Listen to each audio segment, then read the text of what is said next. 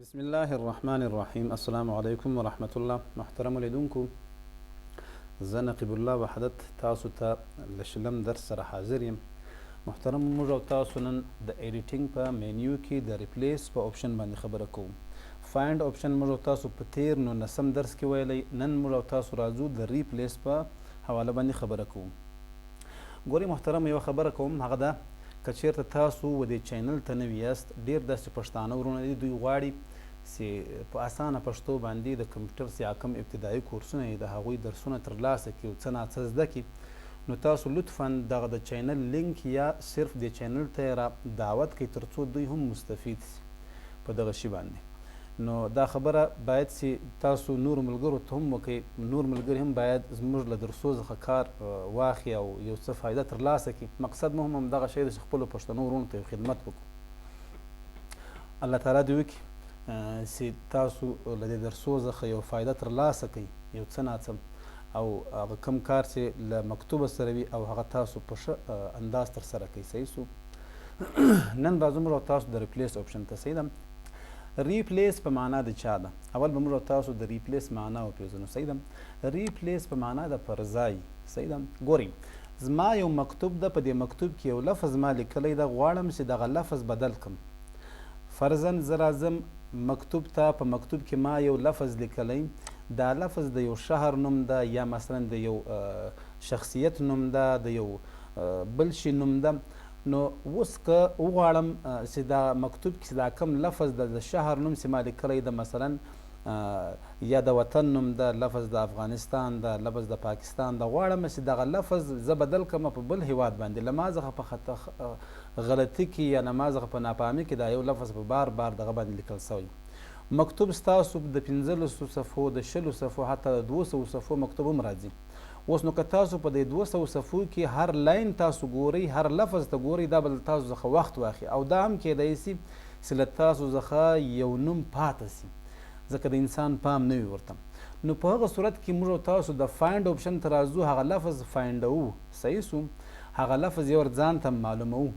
چې هغه لفظ مو معلوم که، له هغه بعد بیا موږ تاسو راځو د ریپلیس له آپشنه څخه هغه لفظ په یوه کلیک باندې، یعنی مثلا له تاسو څخه یو انټر بټن غواړي، د تمام مکتوب چې کوم الفاظ تاسو غواړئ، یعنی دغه یو لفظ چې په تمام مکتوب کې تا 10 ور لیکلی، 20 ور لیکلی، حتی 100 ور لیکلی، دا تاسو په بل لفظ باندې بدلولی سوه، او هیڅ ځای به هم تاسو ته هغه پخوانی لفظ نه پاتیږي، بلکې هغه ستاسو مقصود به ترسره کیږي. صحیح سو.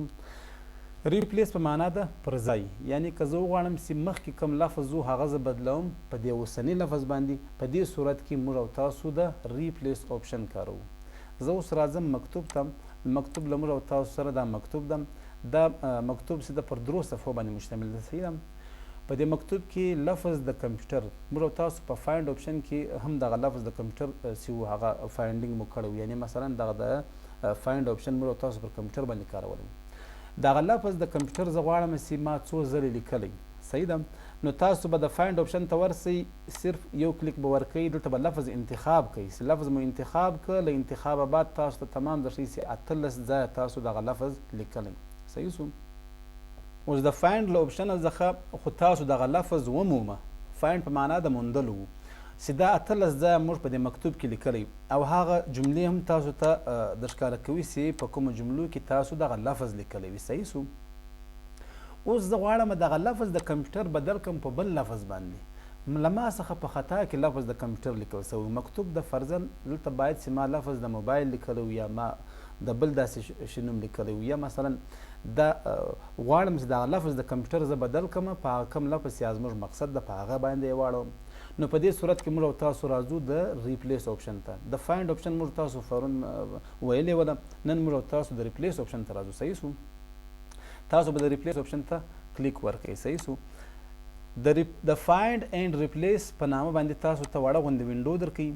په دې وینډو کې ګورئ چې هغه کوم لفظ تاسو انتخاب کړی ولو، هغه لفظ یې راپورته کړی ده. که تاسو فکر وکړئ دا لفظ د کمپیوټر خود به خوده په فایند وټ کې اخیستی ده. صحیح ده. له موږ تاسو سره دلته 2 باره دي، 2 پټۍ دي. اوله پټۍ د فایند وټ ده. فایند په معنا د پیدا کولو، وټ په معنا د څه، یعنی څه پیدا کول غواړي. لفظ د کمپیوټر پیدا کول غواړم. صحیح سو.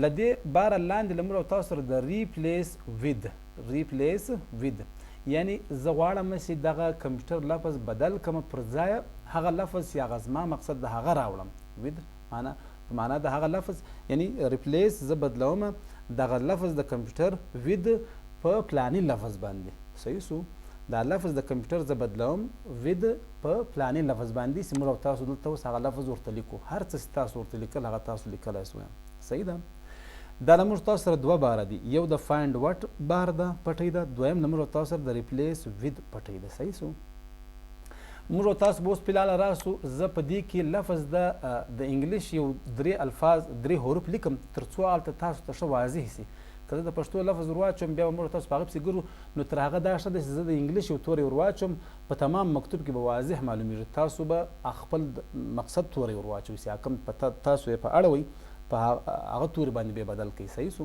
زه خو صرف او صرف په دې خاطر باندې کوم چې ستاسو سر ورسره خلاص شي زه راځم دې ته لفظ د فرضاً د ان ډبل او آر صحیح سو د نور په نامه باندې ما دغه لفظ واچوم صحیح ده زه غواړم چې دغه لفظ د کمپیوټر بدل کړم په نور باندې تاسو دغه لفظ د کمپیوټر په هر شي چې بدلوئ د پښتو مکتوب به وي هغه تاسو خپله بدلولی شوی دا په دې خاطر کوم چې ستاسو په دې درس باندې سرخلاص شي صحیح سو اوس راځو موږ او تاسو لاندې څلور بټنې لرو یو د ریپلیس ده یو د ریپلیس آل ده یو د فایند نیکسټ ده یو د کینسل ده صحیح ده ریپلیس په معنا یې دې ده چې دا چیرته کرسر ولاړ ده د اولنی لفظ ده دا ریپلیسوي بدلوي صحیح سو